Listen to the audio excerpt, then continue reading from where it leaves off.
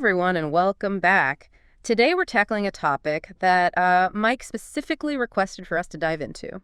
Oh, It's about how ADHD can really impact relationships, okay. especially like the romantic kind. Interesting. And we've got some fascinating source material to work with here. Okay. A conversation between Mike and an AI. Okay. And they explore how brain chemistry can really influence how people with ADHD experience things like love and commitment.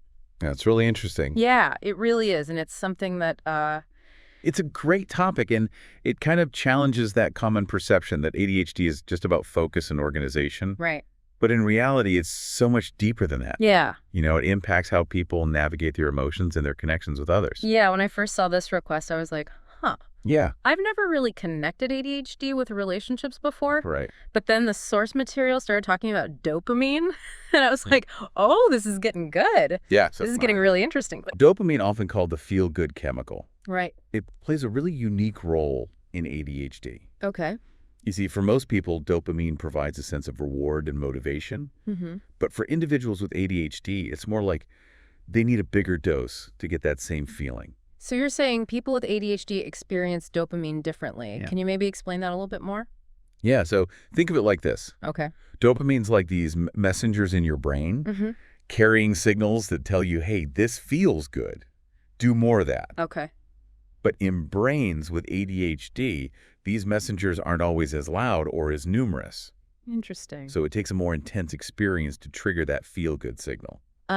So that's why the source material mentioned lower dopamine levels in people with ADHD. Yeah, It's not that they don't have dopamine, it's just that the signal isn't as strong. exactly. Got it. And this has a huge impact on relationships. Okay. Imagine you meet someone new. Mm-hmm. There's chemistry. There's excitement. Okay. It's like a dopamine firework in your brain. But for someone with ADHD, that firework might be spectacular, but it burns out really quickly, Yeah. leaving them feeling kind of flat and less interested. That makes sense, but wouldn't that make it really hard to commit to just one person? Yeah.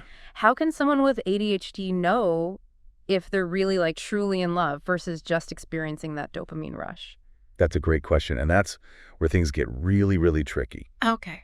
The source talks about how this whole dopamine dynamic can lead to a cycle of intense infatuation, Mm-hmm. followed by a rapid decline in interest as the novelty wears off. Okay, so chasing dopamine in a relationship might look like always needing like new date ideas, Yeah. whereas prioritizing serotonin Yeah. could be more about finding joy and like just cuddling on the couch and talking. Precisely. You're starting to see the distinction there. Okay. And it's important to remember, this doesn't mean people with ADHD can't experience deep, lasting love. Right. Right. It just means they might face a unique set of challenges in maintaining those feelings over the long haul. Yeah, that makes sense. And that's where understanding serotonin comes in. Okay, I'm all ears. Tell me about serotonin. Okay, so think of serotonin as the feel content chemical. Okay. It's like that feeling of coming home after a long day. You slip into your favorite pajamas, you curl up with your partner on the couch. Nice. No fireworks, just quiet contentment and a deep sense of connection. Okay. That's serotonin at work. So it sounds like finding ways to boost serotonin is key for folks with ADHD who want those fulfilling relationships. Yeah. What are some things people can do to kind of cultivate those good vibes? The source actually had some great suggestions. Okay. Things like spending time in nature, Okay. exercising regularly, Mm-hmm. and nurturing those close relationships with friends and family. Wait a minute. Yeah. Those are things that like everyone should be doing, not just people with ADHD. Exactly. And that's a really important point. These aren't exclusive ADHD hacks. Right. They're practices that promote well-being for everyone. Mm-hmm. But for people with ADHD, they can be especially helpful in balancing out that dopamine serotonin seesaw. Okay, so we're not talking about like eliminating dopamine entirely, Right.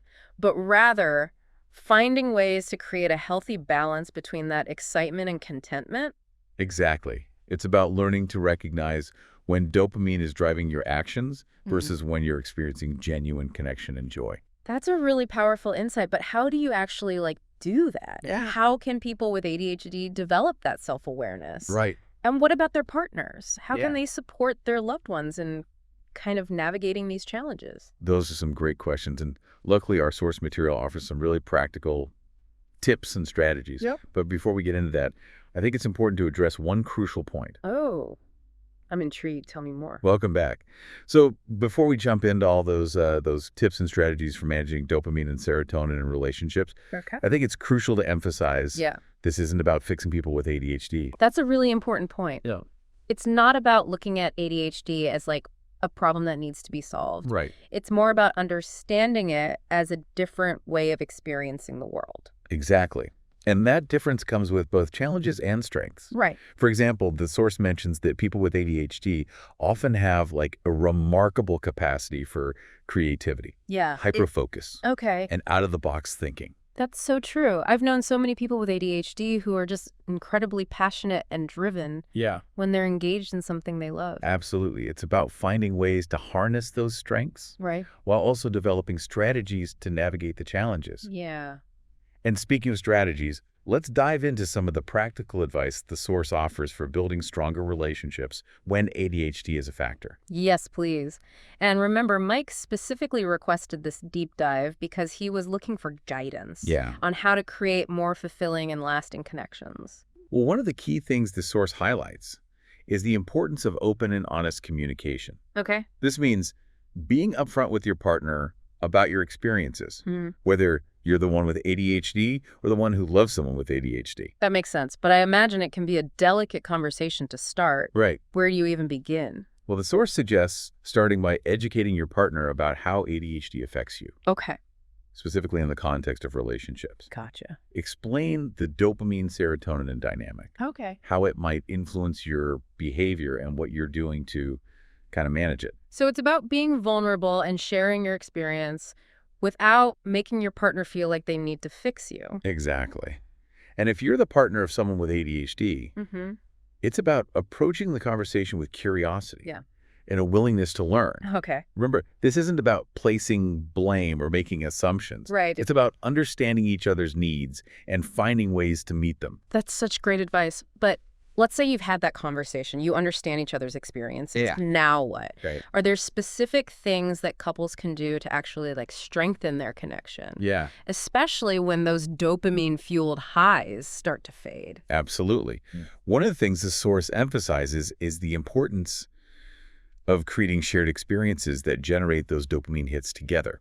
So instead of seeking novelty individually, you're kind of creating it together as a couple. Precisely. Think about it. If those dopamine fireworks are going to happen anyway, Yeah. why not experience them together? Right. It could be anything from trying a new restaurant Okay. to taking a weekend trip to even learning a new skill together. Right. Anything that sparks excitement and creates a sense of shared adventure. I love that idea. It's like building a relationship on a foundation of those shared dopamine experiences, Yeah. which then create those warm, fuzzy serotonin memories that kind of bind you together over time. You're getting it. Yeah. And remember, these shared experiences don't have to be grand or expensive. Right. It could be as simple as cooking a new meal together, Okay. exploring a new part of your city, or even just trying a new board game. Right.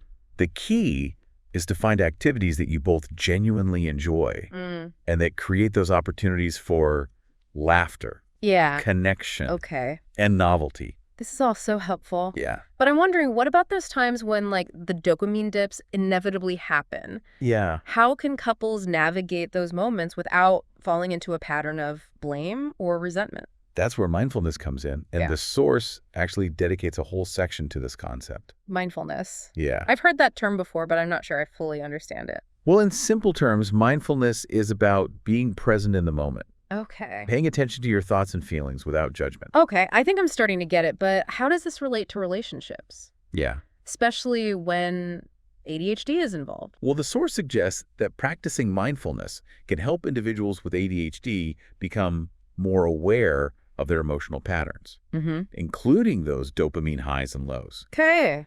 By learning to observe these patterns without judgment, Yeah. they can start to make more conscious choices about how they respond to them. So instead of like automatically reacting to that dopamine dip by seeking external stimulation, Right.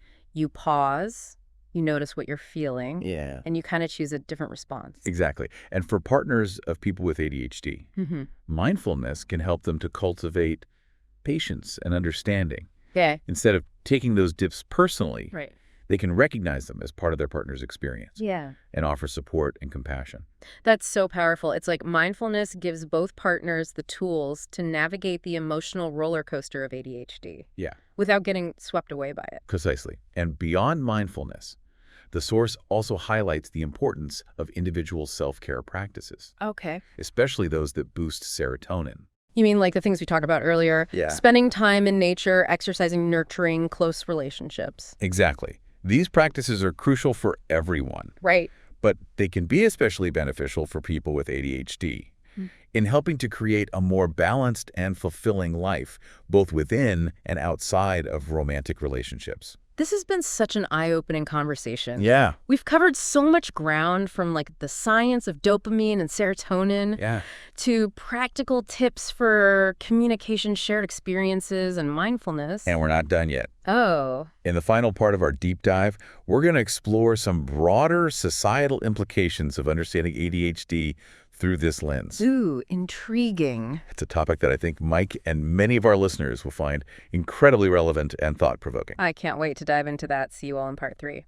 Welcome back, everyone. We're on the final part of our deep dive into ADHD and relationships, and this time Yeah. we're taking a step back to look at the bigger picture. Yeah. You know, it's been fascinating exploring all these individual experiences with ADHD through the lens of dopamine and serotonin. Right. But I think this knowledge also has like profound implications for how we view and treat ADHD as a society.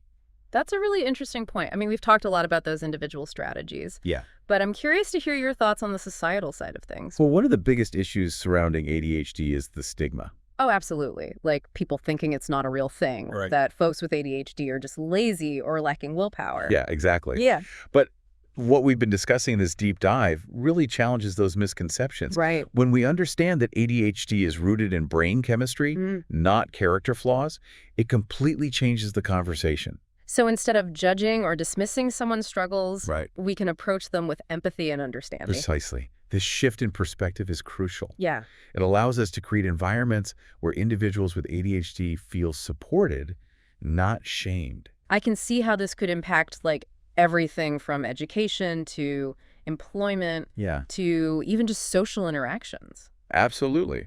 Imagine a world where schools are designed to accommodate different learning styles Right. and where workplaces recognize the unique strengths that come with ADHD. Instead of trying to fit everyone into the same mold, Exactly. we could celebrate neurodiversity and create spaces where everyone can thrive. Exactly. And this understanding extends beyond just systems and institutions. Okay. It's about how we interact with each other on a personal level. Like having more patience with a friend who's struggling to focus. Yeah. Or being more understanding of a partner's emotional ups and downs. Yes, it's about recognizing that everyone's brain is wired differently Right. and that those differences are not deficits, but rather variations that enrich our world. I love that. It's not about fixing people, but about embracing and celebrating the diversity of human experience. You got it. And I think this whole deep dive has really highlighted the incredible power of knowledge. Yeah. The more we understand about the brain, about ADHD, about ourselves, Right. the more equipped we are to create a world that is inclusive, compassionate, and supportive. This has been such an incredible journey. We started with a conversation about dopamine and serotonin, Yeah. and we've ended up talking about transforming society. It's amazing how these seemingly small things, like understanding the role of brain chemicals, Right. can have such ripple effects. So to all our listeners out there, whether you relate to Mike's request or you're simply curious about the brain, Yeah. remember that knowledge is power. Use this knowledge to challenge stigma, cultivate empathy, and create positive change both in your own life and in the world around you. Beautifully said. And on that note, we'll wrap up this deep dive. Thanks for joining us on this exploration, and until next time, happy learning.